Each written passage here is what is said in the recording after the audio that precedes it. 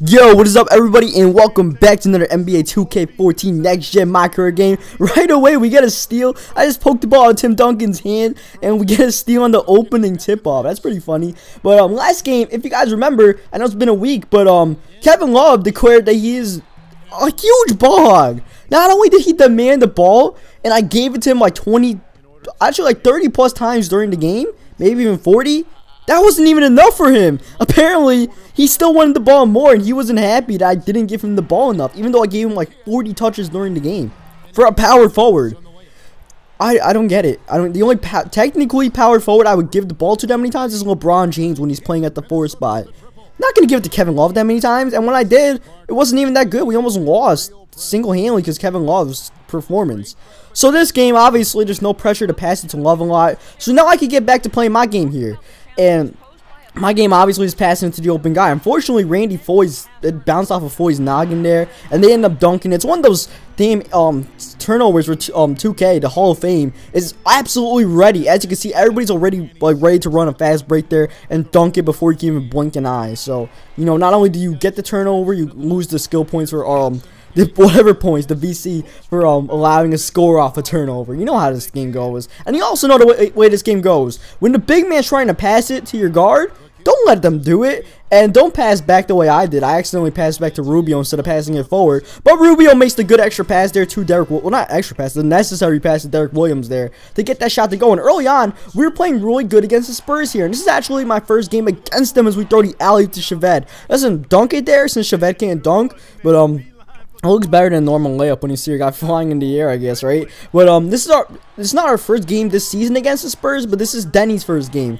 Because when I got suspended after the fight in Philadelphia, this is the game I got suspended for against the Spurs. So this is my first time going against Parker, my matchup against Tony Parker, going against Pop, going against Duncan and all them. So, you know, I'll see what I can figure out. It's going to be a tough matchup. See what I can do, especially trying to guard Tony Parker. And look at me just harassing him in the backcourt. But unfortunately, he's able to get that pass to Kawhi Leonard. And he gets the goaltending there. Because that could have easily been a turnover. Either on a tip somehow, trying to get to Kawhi Leonard, or just the backcourt. But, I said it last year in 2K13. But, I think Tony Parker is the hardest point guard to guard in 2K. Because they run so many set plays for him, where there's like double screens, around the world screens and stuff like that, where, you know, you're just running all over the place, getting beat up, trying to keep up with the guy, and he could still easily beat you off the dribble one-on-one, you know, or just pull up for the random jump shot.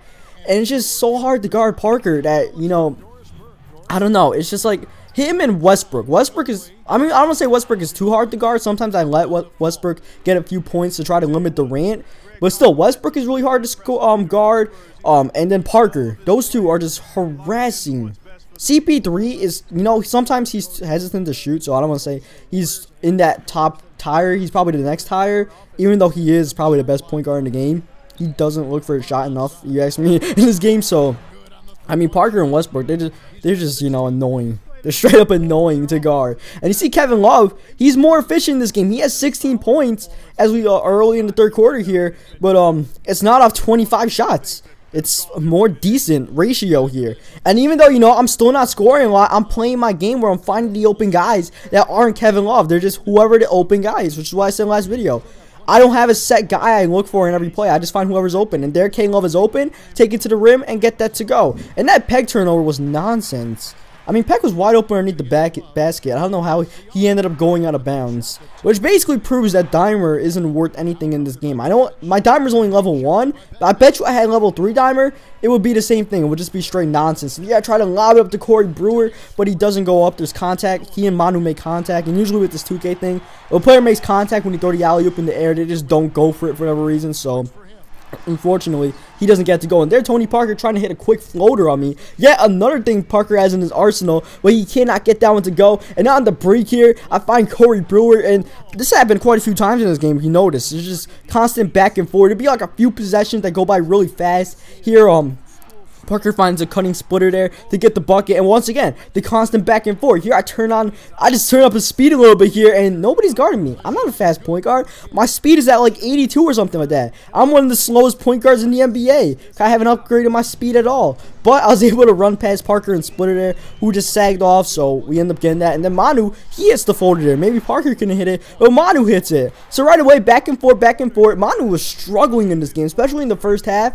He was the reason why the Spurs were down early in the game, and they haven't been able to overcome the deficit yet, because Manu went like 1 for 8 in the first quarter. You were just constantly chucking up threes and never made them. Once again, you pass into the big guy, and you want to try to pass it back to the point guard. I'm not going to allow you to. No way in hell I'm allowing you to give it back to Parker. I want Splitter to have the ball at the top of the key as long as possible. And there he tries to pass it out, but we end up stealing it. And right before the shot clock ends, we find Kevin Love, who beats the third quarter buzzer there to give us a 16-point lead heading into the fourth quarter. And you know, it has been a week since I put up a 2K video. Ever since that Kevin Love game, I just been, nah, I'm kidding. What really happened was just playing a lot of Madden lately. We're on a perfect break here. I can't get the Budinger, who could have pulled up the 3, but Budinger was struggling in this game, so he didn't, and he ended up making the pass out to Denny, who was open for the 3. Didn't have a great start in the first half as far as points, but I ended up turning it up quite a bit in the second half here. Got 26 points on my way to a 20-20 game, which is starting to become a little bit regular for Denny, which is great to see. You know, you guys know me. I could score more points if I wanted to. 26 points. I could easily have like 46 points. But I'm always looking to pass it to my teammates. That's just the way I play. And here, I could have pulled up for 3, but I was like, why not lob it out to Peck there? I was actually looking for Brewer. But if Peck wants to go for the lob, you can get the lob. And if Parker doesn't want to play me on this inbounds play, I'll pull up the 3. Why not? Actually, Floyd might have been guarding me, but still, I'll pull it up anyways. And I'll knock that down. There, I saw the stat. I was 5 for 6 on 3-pointers in the second half. So I wanted to pull that one up there, but I didn't bother doing it. Instead, Popovich makes the pass to Love, and we're playing great basketball right now. My teammates are making extra passes. I'm finding the open guy like Corey Brewer here. I'm knocking down my open shots, and we're just playing a perfect game, which is what you need to do against the Spurs. That, coupled up with this fact that Manu was struggling in this game, helped us win easily in this game. I don't say easily because we definitely had to fight hard. And there's definitely a few BS plays, as always, like that one Kevin Love turn or Kevin Martin turnover that definitely should have not been a turnover. I don't know how he turned it over, but here I go to the bucket, and that helps us win the game here. So we end up beating Pop and Parker and the Spurs and all that. So hope you guys leave a like on the video if you enjoyed it. Subscribe for more, and until next time, I'll see you guys. But we have press conference with Popovich, which is pretty funny. Random cutscene about Denny potentially being injured, and then a limo ride. So here we go. Hey, you were a no-show for post-game treatments. Look like you rolled your ankle real bad back there, man. We should take a look and make sure it's nothing serious.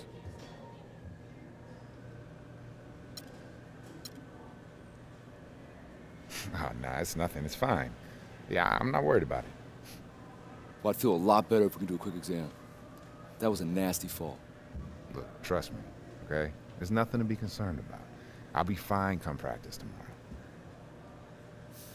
Okay then, man, if you're sure it's nothing. But I'm gonna keep a close eye on you, alright? If I notice even the slightest sign that something might be wrong, you're going in for a full exam. Yeah, whatever. It's cool. Okay then, I'll see you at practice. My man, see you.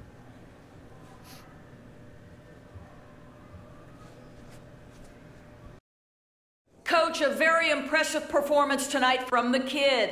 Why do you think he was so successful against you tonight? He was great. You know, we tried to do a couple of different things, but his play was better than anything we did defensively, that's for sure. He finished it off in fine fashion. That was a pretty slick move, leaving your agent at home like I asked. Thanks. Now, you know who I am. You know that I represent the best of the best in the league. The fact that you're here means that you've been playing so good that you're on my radar now. Yeah, I've been putting in that work, you know? It's good to see it finally pay off. Absolutely. So look, I'm gonna give it to you straight. You could be the next big thing in this league, but you need to bring your game to the next level off the court. What do you mean? I'm not gonna sugarcoat this, all right? So don't take this personally. The guy you have representing you, he's an amateur. He's in way over his head. Bottom line, you sign with our agency, we take you to that next level. I don't know, man. Me and my agent been friends a long time. Oh yeah, sure. You know, he's doing all right.